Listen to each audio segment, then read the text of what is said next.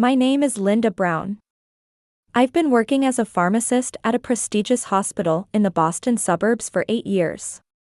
My daily routine of wearing a white coat, checking prescriptions, and explaining medication use to patients was stable and predictable. That felt comforting. I met Michael at a hospital charity event. He was an architect on the team designing the hospital's new wing. Tall, intelligent, and always wearing perfectly ironed suits, I was drawn to him from the moment we first met. Apparently, he felt the same way. Even now, after 5 years of marriage, the warmth of his hand when he holds mine hasn't changed.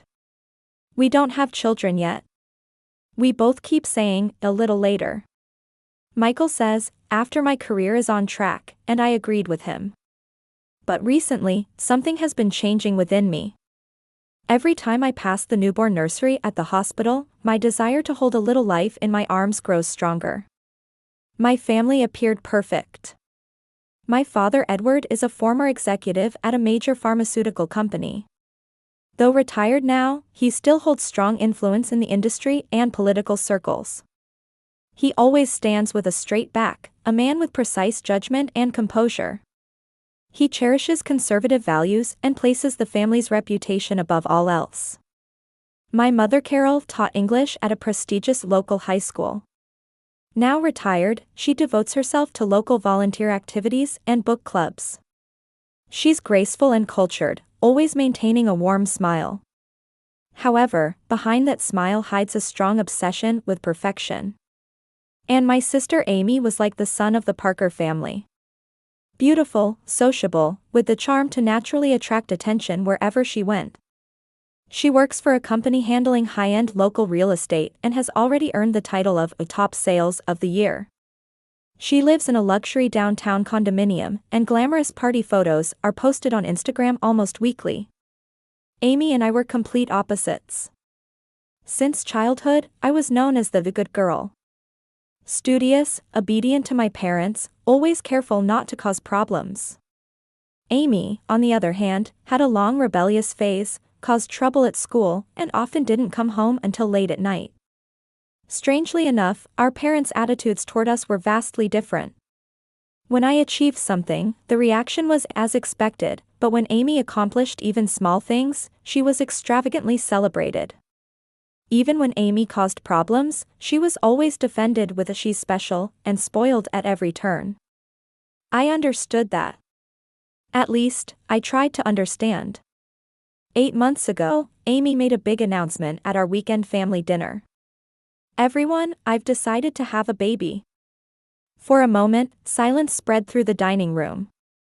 "Who's the father?" my father asked with a frown. Amy shrugged. "There isn't one. I've decided to be a single mother. I used a donor." Although my parents were shocked at first, they quickly changed their attitude. My mother in particular was overjoyed and immediately began collecting baby item catalogs. I was happy for Amy. I thought her decision to nurture a new life was wonderful, and I hoped that perhaps she might grow up a little. Around that time, Michael started acting strangely. He began working late more often, and weekend business trips became frequent. He wouldn't let go of his smartphone, and whenever I approached, he would quickly switch screens. When I asked, "Are you okay?" he would only say, "I have a big project." Don't worry. One day in May, as Amy's due date approached, I received a call from her. "Linda, he's born. It's a boy." My parents rushed to the hospital in delight. I tried to go too, but I had an emergency at work and couldn't make it that day. The next day, I had an important meeting, so it looked like I wouldn't be able to meet the baby until the weekend. A few days later, shocking news arrived from my parents. They had given Amy a luxurious solo trip to Hawaii as a gift for giving birth.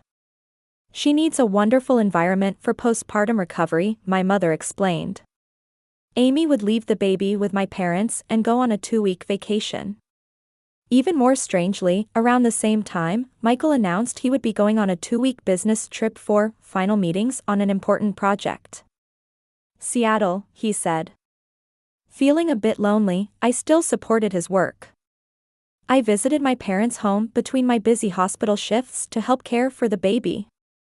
Curiously, my parents always found reasons to prevent me from being alone with the baby. "We want Amy to properly introduce you when she returns," my mother said. The day Amy returned from her trip, I left work early and stopped by the shopping mall. With a gift I had carefully selected from the baby section, I drove to my parents' home. The refreshing May breeze coming through the window relaxed my shoulders. As I gripped the steering wheel, my heart raced with the expectation of meeting my little nephew. Since I hadn't even been shown photos on social media, I couldn't imagine what he looked like. Thinking about touching the baby's soft skin and holding his little hand naturally brought a smile to my face. I wish Michael could be here too. My husband was supposed to return from Seattle yesterday. But I received a text saying the meetings are running long and that he'd be back late tonight. I felt a little lonely, but it couldn't be helped. I understand his career is important.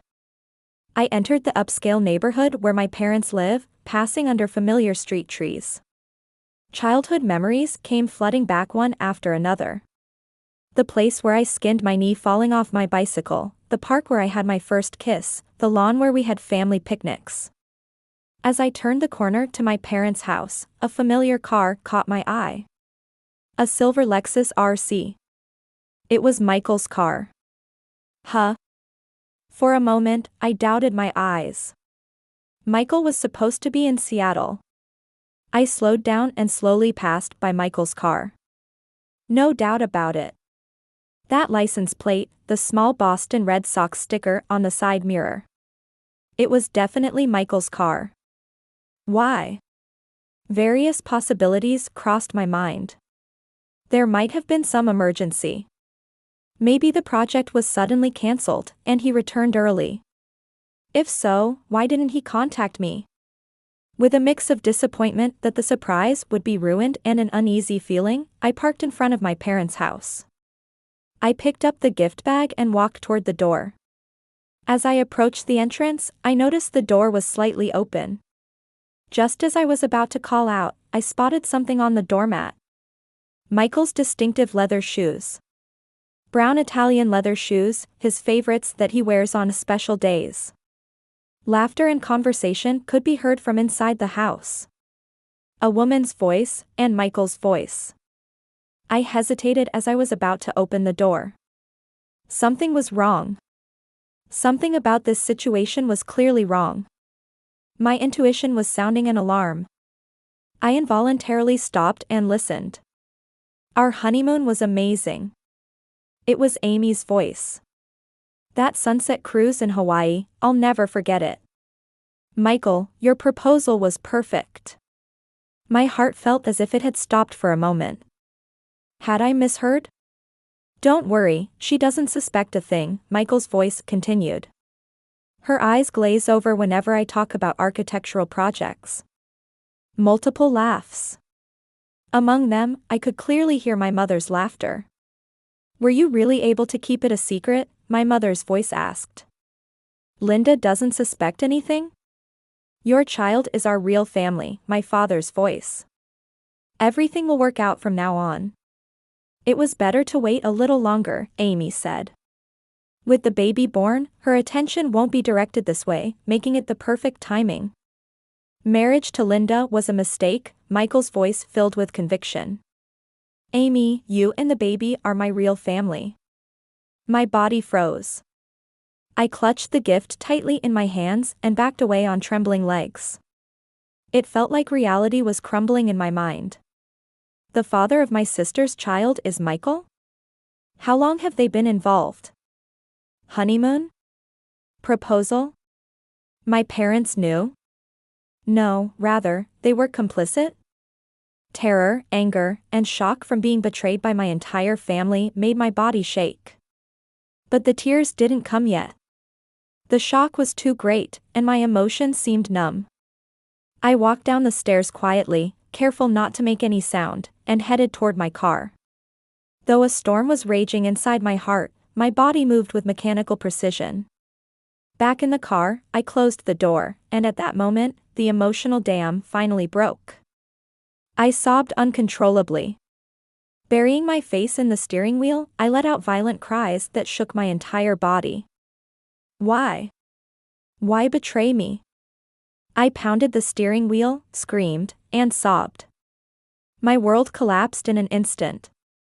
All the people I believed in had lied, deceived, and betrayed me behind my back.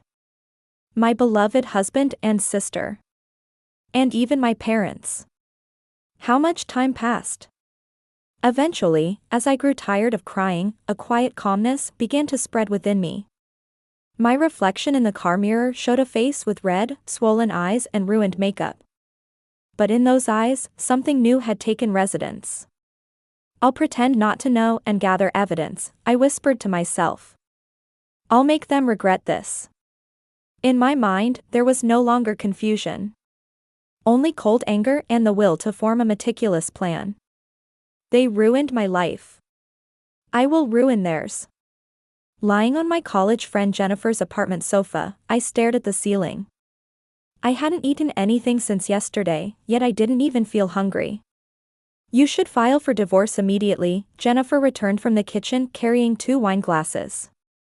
A man like that isn't worth staying with for even a second. Her eyes held anger. My friend's anger seemed more vivid than my own emotions.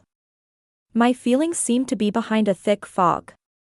I need more evidence, I replied quietly. For now. I'll pretend not to know. Why? Jennifer asked with an expression of disbelief. What more evidence do you need? You heard it with your own ears. I slowly sat up and took the wine glass. Jenny, this isn't just about divorce. They ruined my life. They've been deceiving me for 5 years. Even my parents.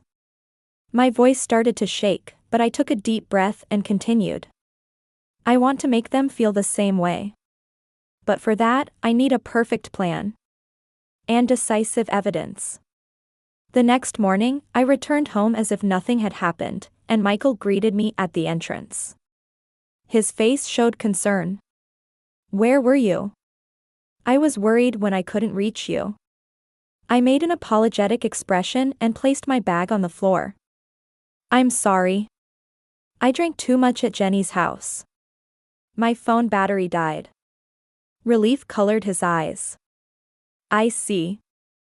I got back from Seattle yesterday. It ended early. Liar. That's good, I smiled naturally. How was your day? Are you tired? Would you like something to eat? Michael looked a bit surprised. He knew I didn't cook much. But he quickly regained his smile. Yes, something simple would be nice. I'll go take a shower. After confirming he had entered the bathroom, I immediately sprang into action. I opened Michael's suitcase and examined the contents. However, his business clothes were appropriately soiled, and hotel amenities were included. He had calculated everything down to the details. While the shower continued running, I took his smartphone. The passcode was the usual one. Ironically, it was our wedding anniversary. I checked the messaging app, but there were no direct exchanges with Amy to be found. They seemed to have been deleted. However, among the photos saved in his Google Photos, I found several pictures of what appeared to be Hawaii. The dates indeed matched the period of his business trip. I need to investigate more thoroughly, I whispered to myself, returning the smartphone to its original position. The next day, after Michael left for work, I began a full-scale investigation. I also knew his laptop password. After 5 years of marriage, I thought there were no secrets between us. What irony. I opened the laptop and first checked his emails. Nothing suspicious in his work account. However, when I checked an old account he rarely used, I found a treasure trove. Long-term email exchanges with Amy. The oldest dated back 2 years. As I read through the emails, my hands trembled, and I bit my lip. The content of the emails revealed that their relationship had started before my marriage to Michael. It seems Michael was originally dating Amy, but at my father's strong recommendation, he married me. As part of that deal, Michael's architectural firm secured the new building construction project for my father's pharmaceutical company. Even more shocking were the planned exchanges about the baby. The donor was a lie.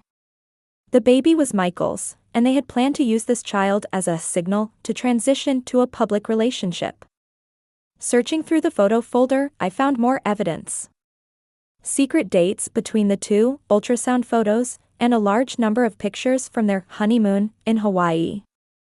As I investigated further, I found backup data from Michael's smartphone in a backup file on cloud storage. Records of deleted messages remained there. My vision nearly blurred with anger and sadness, but I forced myself to stay calm. There was still more to do. When I examined my parents' Facebook, I discovered shocking photos. Pictures from Amy's pregnancy announcement party. Family and friends gathered there, smiling with decorations saying, "It's a boy," in the background. And Michael, wearing a shirt that read "A Future Dad," standing next to Amy. I was the only one not there. My husband, sister, and parents were living in an alternate reality, without my existence. "This is Jeanette, Amy's friend. Is Amy there?" I changed my tone, calling with a slightly higher voice. Pretending to be Amy's friend might be risky, but I needed more information. "Oh, Amy is out right now. Can I take a message?" My mother answered the phone. "Oh, I see. I wanted to confirm about the baby shower. Michael will be attending too, right?" "Of course. He is the baby's father, after all." My mother answered without any doubt. However, her tone changed immediately. "Are you really Amy's friend?" I hung up right away. My hands were shaking. I was stunned that my mother's voice contained no doubt about me.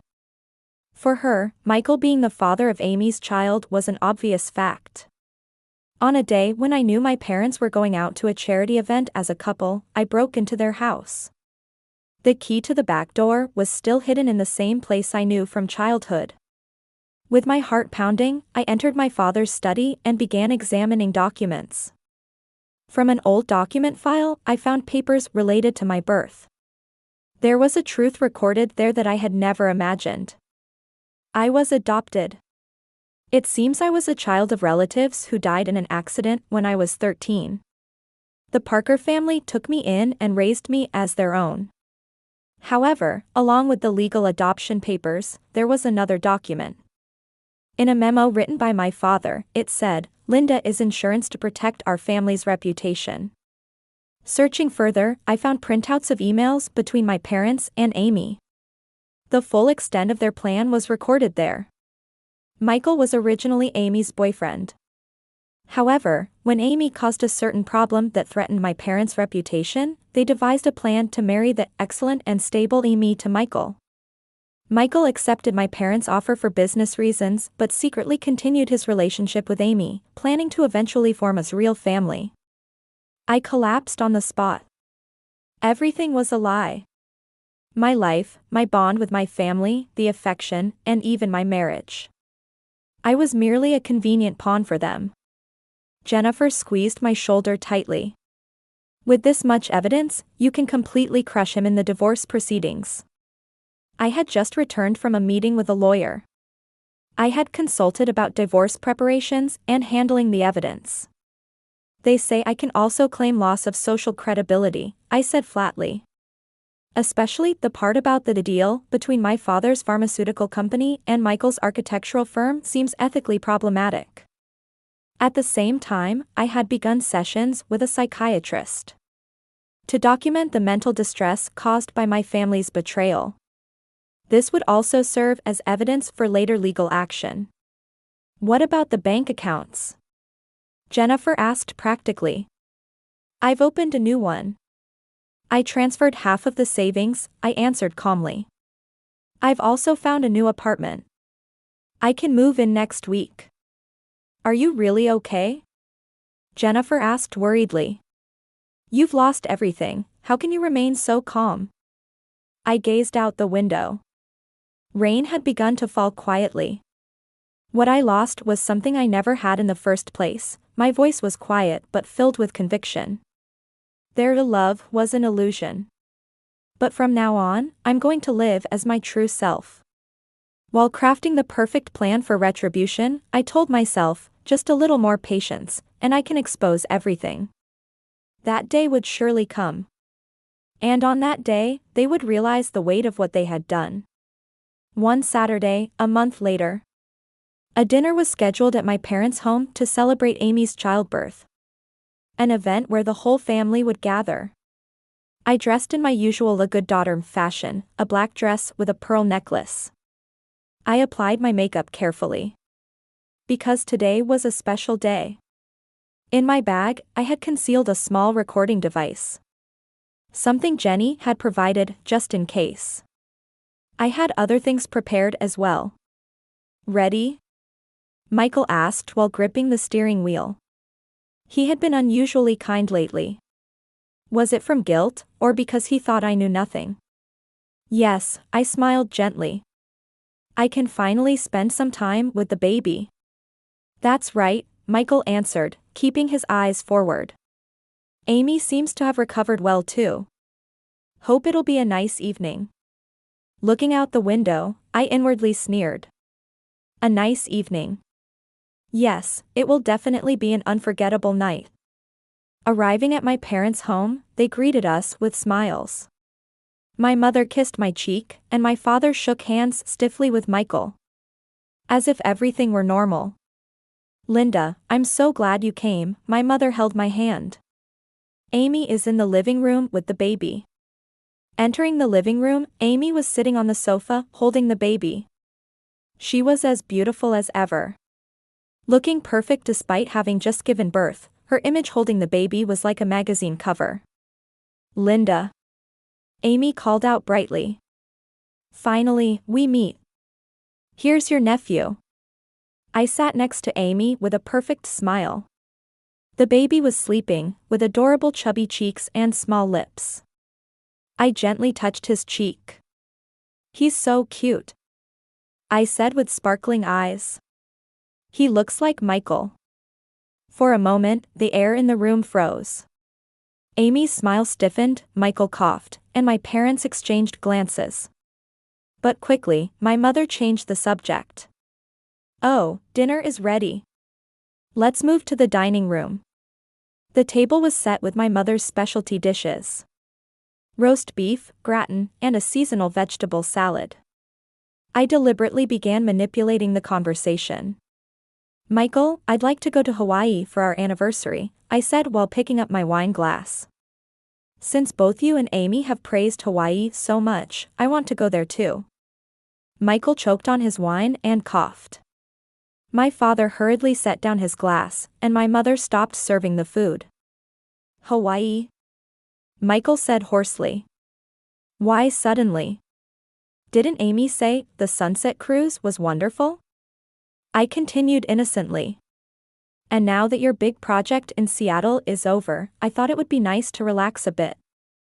Amy bit her lip, and Michael forced a smile. Yes, Hawaii is lovely, my mother hurriedly took over the conversation. But with the baby being so small, wouldn't a place closer to home be better? Bringing the baby? I tilted my head. I'm talking about a trip for Michael and me. Why would the baby? Silence fell again. I was enjoying this silence. I suddenly changed the subject. I wish you had told me earlier that I was adopted. My mother dropped her fork, making a loud noise as it hit the plate. I could see the blood draining from her face. Why would you say such a thing? Her voice trembled. I became interested in it during a genetics class in college and took a DNA test, I lied. When the results came back, I was a bit surprised. My father cleared his throat, trying to maintain composure. Linda, that's an important matter we should discuss. But today is Amy's celebration. Perhaps another time.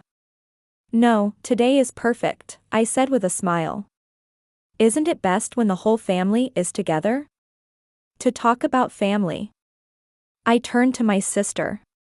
Can you tell me about the baby's father? Amy looked up with a challenging expression. That's none of your business. Really? I smiled. But we're family. Michael stood up, saying, I need to use the restroom, and tried to leave the room. Sit down, my voice was cold and commanding. Michael looked surprised, but sensing something in my expression, he silently returned to his seat. When the cheesecake dessert was served, I stood up and took my glass. I have an important announcement. The family looked at me with a mixture of curiosity and anxiety. My father's face showed wariness. First, congratulations to Amy and Michael, I said in a calm tone. What a lovely baby. Amy smiled nervously. Next, Mom and Dad, I shifted my gaze to my parents. Thank you for raising me. Even as an adopted child, you raised me as your daughter. Tears welled up in my mother's eyes. She tried to say something, but I raised my hand to stop her. And finally, I looked at Michael. Thank you for being my husband for 5 years. Michael's face changed color. I took out a small laptop from my bag and placed it on the table. I know everything. I opened the laptop and started a presentation software. All the evidence I had gathered, emails, photos, recordings, was compiled there. The first slide prominently displayed the title Family Truths. I know everything: Amy and Michael's relationship, the identity of the baby's father, and that you've been hiding the fact that I'm adopted all this time. The blood drained from everyone's faces. They stared at me and the screen with frozen expressions. This is part of the emails I found on Michael's laptop. You can see the affair that's been going on for 2 years, I explained flatly. Here are photos from the pregnancy announcement party. The one I wasn't invited to. As the slides progressed, the family's expressions twisted with fear and shame. And this is the document from my father's study. The note that I'm adopted, and the memo stating I was insurance to protect the family's reputation. Linda, please, my mother said in a trembling voice. There's an explanation for this. Here are the email exchanges between my parents and Amy and Michael, I continued, ignoring my mother's words. It details Michael and Amy's relationship and the plan to marry him to me, the excellent and stable one. Enough, my father suddenly shouted. What do you want to say? What do I want to say? I answered calmly. I've been deceived by all of you for 5 years, no, my entire life. Being adopted, Michael and Amy's relationship, the baby's father, everything. Why did you continue to deceive me for 5 years? Because I'm adopted? Or simply because I was in the way? Amy began to cry. Linda, we truly love each other. Michael was mine from the beginning. You. Shut up, I said coldly. You had an affair with my husband and conspired with the entire family behind my back. You never had an ounce of sisterly love. Michael opened his mouth. Linda, You be quiet too, I cut him off. You're the worst husband, the worst human being. Your betrayal is unforgivable. I took out the envelopes I had prepared and laid them on the table. Each envelope had a name written on it. Either you agree to my conditions, or I make all of this public, I stated calmly. What conditions? My father asked with a stern expression. First, immediate divorce from Michael with substantial compensation, I counted on my fingers. Next, my parents will transfer half of the shared assets to me. Amy will transfer to a branch in another city. And everyone in the family will write an apology letter to me and sign it in front of a notary. Or, I can make all this evidence public, I pointed to the laptop. I can send it to all of my father's business partners, all of my mother's social circle friends, all the executives at Michael's company, and all of Amy's clients. The room was enveloped in complete silence. Finally, my father spoke. We were wrong. Please forgive us.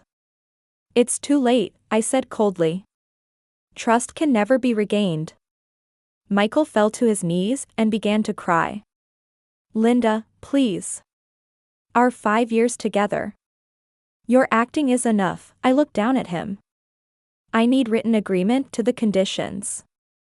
Tomorrow, at my lawyer's office. Amy began to cry hysterically. Are you trying to ruin my life? What about the baby? Accept the consequences of your choices, I answered calmly. I won't blame the baby. He is innocent. But you and Michael should be punished. My mother tried to grab my hand while crying. Linda, you will always be our daughter. Even without blood ties. What are you saying now? I shook off my mother's hand. You only thought of me as insurance to protect the family's reputation. You never once thought of me as real family. I closed the laptop and put it in my bag. Looking around at the trembling family, I delivered my final words. You have 2 choices. Either follow my conditions or lose everything. Let me know your answer within 24 hours. I walked briskly out of the dining room toward the entrance. Michael followed me, but I didn't turn around. Linda, you loved me, he cried out. I stopped and slowly turned around. I did love you.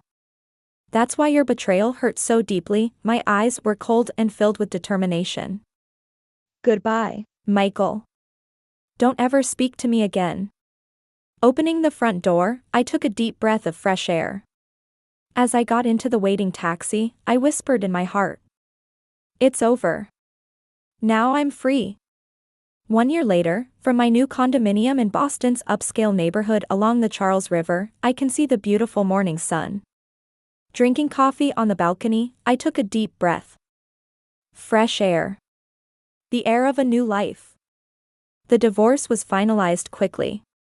Michael agreed to all conditions and paid a substantial amount in compensation. It was probably his only choice to protect his career at the architectural firm. My parents also transferred part of their assets to me. Amy accepted a transfer to her company's Florida branch. Since that night, I haven't directly spoken to any of them. Only communications through lawyers. Occasionally, messages arrive from my mother, but I don't reply. It's not time yet. I don't even know if that time will ever come. At the hospital, I was promoted to head pharmacist and now also mentor young pharmacists. Immersing myself in work has helped heal the wounds in my heart. At the same time, I started taking evening classes to qualify as a psychological counselor. I wanted to help people who have gone through experiences like mine. New relationships had been built around me. Jennifer is now like a sister. I've become close with friends she introduced me to, and I enjoy weekly brunch meetings and book clubs. I was experiencing firsthand the truth that true bonds are more important than blood ties. I learned about their aftermath from information through Jennifer's friend. Michael officially married Amy, but because my lawyer hinted at the scandal to his architectural firm, he was removed from important projects. In the end, he was fired. Currently, he works for a small design office with a low salary. There's a rumor that when he tries to participate in public works bidding, mysteriously, one email from me to the relevant parties is enough to get him excluded from consideration. Amy's reputation at the Florida real estate company branch isn't good either. Her once proud social media updates have ceased, and she's lost most of her followers. The last thing I checked on her Instagram was a photo with the caption, "Happiness of a new family," but the comment section was filled with sarcasm and mockery. Ironically, in their unhappy marriage, Michael and Amy have reportedly become constantly argumentative. Parenting isn't going as planned either, and Amy, in particular, is stressed from failing to become the Instagram perfect mom. Her plan for an ideal family seems to be crumbling in the face of real-life difficulties. My parents have also lost their reputation in the community and been cut off from many friends. My father's business partners severed relationships with him for ethical reasons. My mother was removed from charity organizations and lost her standing in society. I hear they don't go out as much as before, and the weekend parties that were once glamorous are no longer held. Their plan ironically ended up tightening the noose around their own necks. One Saturday afternoon, while enjoying shopping on Newberry Street, I made eye contact with an elderly gentleman who stopped in front of a cafe. It was my father. He had clearly aged. His back was hunched, his hair had turned completely white, and dark circles spread under his tired eyes. He noticed me and, after hesitating, slowly approached. I looked at him calmly. My father, who once inspired awe in me, now appeared to be just a tired old man. Edward, I called him by his first name. You look well, he said awkwardly. Yes, very much so. We want you to come back to the family, he suddenly said. Everyone regrets what they did. Especially your mother. You are no longer my family, I told him quietly. However, I no longer felt the anger or resentment I once did. Instead, there was a feeling like pity for this old man. We gather every year on your birthday, my father continued. We toast to you, set a place for you. That's not for me, but to ease your guilty conscience, I said. We want to introduce you to your grandson, my father said, and I shook my head. I don't have children. But Amy's child is. Amy's child is not my nephew, I stated clearly. There are no blood ties, no heart ties. My father sighed deeply. You don't know how painful it is to have lost you. What you lost was something you never had, I said. Love for me. That's not true, my father protested weakly. The method may have been wrong, but we did love you. I looked straight at him. Forgiving and forgetting are different, I said quietly. I won't forget what you did, but I'm living my own life now. That I was an adopted child with no blood relation is no longer an issue. Ironically, I learned from you that love is thicker than blood. From a distance, I heard someone calling my name. Turning around, Jennifer and my friends were waving. Their expressions held warmth and affection. That's my new family, I pointed to them. A family bound by true bonds. After giving my father a slight nod, goodbye, I walked briskly to my friends. My father shouted something behind me, but I didn't look back. I won't return to the past again. At the cafe terrace, we were chatting. About Jennifer's new boyfriend, celebrating Kate's promotion, and Maria's novel in progress. Laughter spread, wrapped in the spring sunlight. Linda, what about dating? Kate grinned.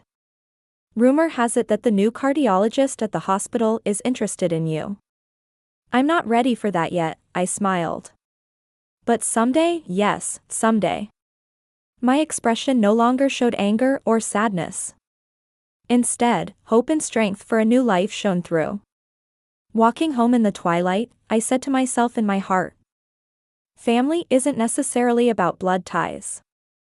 I found a new family, one bound by truth and sincerity. Sometimes, life's greatest betrayal can become the greatest gift. Returning to my apartment, looking at the night view from the balcony, I took a deep breath. I am now living as my true self.